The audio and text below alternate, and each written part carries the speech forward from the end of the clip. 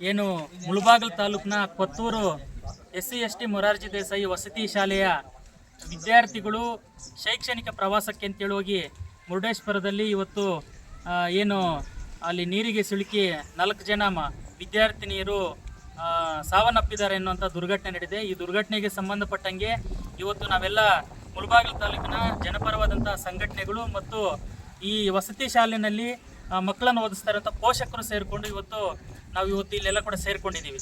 ಪ್ರಮುಖವಾಗಿ ಈ ಒಂದು ಘಟನೆ ನಡೆದಿರುವಂಥದ್ದು ಇಲ್ಲಿನ ವಸತಿ ಶಾಲೆಯ ಪ್ರಾಂಶುಪಾಲರಾದಂಥ ಶಶಿಕಲಾರವರ ದಿವ್ಯ ನಿರ್ಲಕ್ಷ್ಯವೇ ಇದಕ್ಕೆ ನೇರವಾದಂಥ ಕಾರಣ. ಯಾಕೆ ಅಂತಂದರೆ ನಾವು ಈ ಮೊದಲು ಕೂಡ 2-3 ವರ್ಷಗಳಿಂದ ಈ ಶಾಲೆ ಹತ್ರ ಬಂದು ಹಲವಾರು ಸಂದರ್ಭಗಳಲ್ಲಿ ಮಕ್ಕಳ ಒಂದು ಕಾಳಜಿಗೆ ಸಂಬಂಧಪಟ್ಟಂತೆ ಹಲವಾರು ಸಂದರ್ಭಗಳಲ್ಲಿ ನಾವು ಅವರಿಗೆ ಕೆಲವು ಸೂಚನೆಗಳನ್ನು ಎಚ್ಚರಿಕೆಗಳನ್ನು ಕೊಟ್ಟಿದ್ವಿ ಮತ್ತು ಅವರ ಮೇಲೆ ಅಧಿಕಾರಿಗಳು ಕೂಡ ನಾವು ದೂರುಗಳನ್ನು ಕೂಡ ಕೊಟ್ಟಿದ್ವಿ. ಅವರು ಯಾವುದೇ ರೀತಿಯಂತ ತಮ್ಮ ವರ್ತನೆಯಲ್ಲಿ ಅವರು ಬದಲಾವಣೆಗಳನ್ನು ಮಾಡಿಕೊಂಡಿಲ್ಲ. ಅವರು ಇದೇ ರೀತಿಯಂತ ಮುಂದುವರೆದಂಥ ಈ ಸಂದರ್ಭದಲ್ಲಿ ಕೂಡ ಈ ಥರ ದುರ್ಘಟನೆ ನಡೆದಿರುವಂಥದ್ದು. ಅವರು ಕೇವಲ ಹಣ ಮಾಡುವಂಥದ್ದು, ಇಲ್ಲಿ ದುಡ್ಡು ಮಾಡುವಂಥದ್ದು ಬಿಟ್ಟರೆ ಇಲ್ಲಿ ಮಕ್ಕಳಿಗನ್ನ ಸೇಫ್ಟಿಯಾಗಿ ನೋಡ್ಕೊಳ್ಳುವಂಥ ಯಾವುದೇ ಪ್ರಿಕಾಷನರೀಸನ್ನು ತಗೊಂಡಿಲ್ಲ.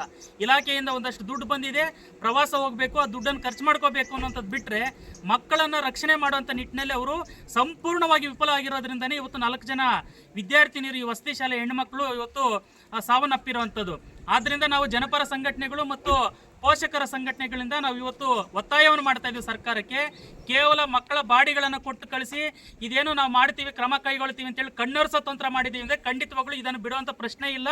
ನಾವು ಇವತ್ತು ಡಿಮ್ಯಾಂಡನ್ನು ಮಾಡ್ತಾ ಇದ್ದೀವಿ. ಮೃತಪಟ್ಟಿರುವಂಥ ಪ್ರತಿಯೊಂದು ಬಾಲಕಿಯ ಕುಟುಂಬಕ್ಕೆ ಕನಿಷ್ಠ 25 ಲಕ್ಷ ಪರಿಹಾರ ಧನವನ್ನು ಸಮಾಜ ಕಲ್ಯಾಣ ಇಲಾಖೆ ಮತ್ತು ಪ್ರವಾಸೋದ್ಯಮ ಇಲಾಖೆ ಮತ್ತು ಇವತ್ತೇನು ವಸತಿ ಶಿಕ್ಷಣ ಸಂಸ್ಥೆಗಳ ಒಂದು ಸಂಘ ಇದೆ ಅದರಿಂದ ಆಗಿರ್ಬೋದು ಮತ್ತು ನಿರ್ಲಕ್ಷ್ಯ ವಹಿಸಿರುವಂಥ ಏನು ಶಶಿಕಲಾ ಅಂತಿದ್ದಾರೆ ಅವರುಗಳಿಂದ ವಸೂಲಿ ಮಾಡಿ ಕನಿಷ್ಠ 25 ಲಕ್ಷ ಪ್ರತಿ ಹೆಣ್ಣು ಮಗುವಿನ ಕುಟುಂಬಕ್ಕೆ ಕೂಡ ಕೊಡಬೇಕು ಅಂತ ನಾವು ಮೊದಲ ಡಿಮ್ಯಾಂಡನ್ನು ಮಾಡ್ತಾ ಇದ್ದೀವಿ.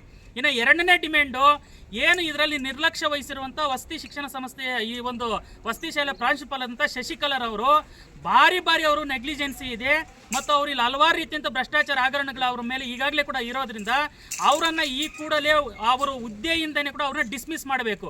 ಅಮಾನತ್ ಮಾಡೋದು 6 ತಿಂಗಳ ನಂತರ ಮತ್ತೆ ಅವ್ರನ್ನ ಕರ್ಕೊಬರೋದು ಇದನ್ನು ಯಾವುದಾದ್ರೂ ಮಾಡಿದ್ದೀವಿ ಅಂದರೆ ಖಂಡಿತವಾಗ್ಲೂ ಜನಪರ ಸಂಘಟನೆಗಳು ನಾವು ಪೋಷಕರು ಅವ್ರನ್ನ ಅಕ್ಸೆಪ್ಟ್ ಮಾಡ್ಕೊಳ್ಳಿಕ್ಕೆ ಸಿದ್ಧರಿಲ್ಲ.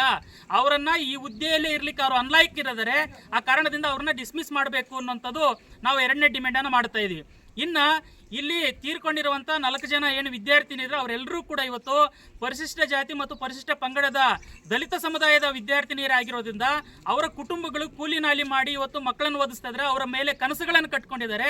ಆ ಮೂಲಕ ನಮಗೆ ಆ ಮಕ್ಕಳು ಓದಿ ದೊಡ್ಡವರಾದ ಮೇಲೆ ಅವ್ರು ಯಾವುದಾದ್ರು ಹುದ್ದೆಗಳಿಗೆ ಹೋದಾಗ ನಮ್ಮ ಕುಟುಂಬಗಳು ಆರ್ಥಿಕವಾಗಿ ನಾವು ಸಬಲರಾಗ್ಬೋದು ಅನ್ನೋಂಥ ಕನಸುಗಳನ್ನ ಕಟ್ಕೊಂಡು ಅವರು ಶಿಕ್ಷಣಕ್ಕೆ ಕಳಿಸಿದ್ದು.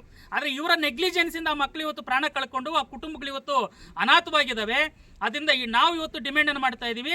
ಆ ಕುಟುಂಬಗಳಿಗೆ ಕನಿಷ್ಠ ಸಮಾಜ ಕಲ್ಯಾಣ ಇಲಾಖೆ, ತಾಲೂಕು ಆಡಳಿತ, ಜಿಲ್ಲಾಡಳಿತಗಳಿಂದ 2 ಎಕರೆ ಸರ್ಕಾರಿ ಭೂಮಿಯನ್ನು ಮಂಜೂರು ಮಾಡಬೇಕು ಅನ್ನೋಂಥ ಡಿಮ್ಯಾಂಡನ್ನು ನಾವು ಇಡ್ತಾ ಇದ್ದೀವಿ. ಅದ್ರ ಜೊತೆಗೆ ಆ ಮಕ್ಕಳೇ ಇದ್ದಿದ್ರೆ ನಾಳೆ ಬೆಳಿಗ್ಗೆ ಓದಿ ಒಂದು ಉದ್ಯೋಗ ತಗೊಂಡು ಆ ಕುಟುಂಬಗಳಿಗೆ ಆಸರೆ ಆಗ್ತಾ ಇದ್ರು.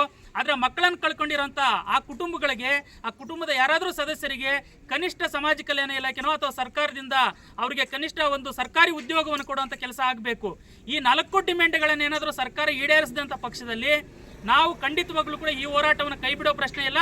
ಜನಪರ ಸಂಘಟನೆಗಳು ಮತ್ತು ಇಲ್ಲಿ ಪೋಷಕರು ನಾವೆಲ್ಲರೂ ಕೂಡ ಸೇರಿಕೊಂಡು ಈ ಹೋರಾಟವನ್ನು ಮುಂದಕ್ಕೆ ತಗೊಂಡು ಹೋಗ್ತೀವಿ ಅಂತ ಹೇಳ್ಬಿಟ್ಟು ನಾವು ಎಚ್ಚರಿಕೆಯನ್ನು ನಾವು ಇವತ್ತು ಕೊಡ್ತಾ ಇದ್ದೀವಿ.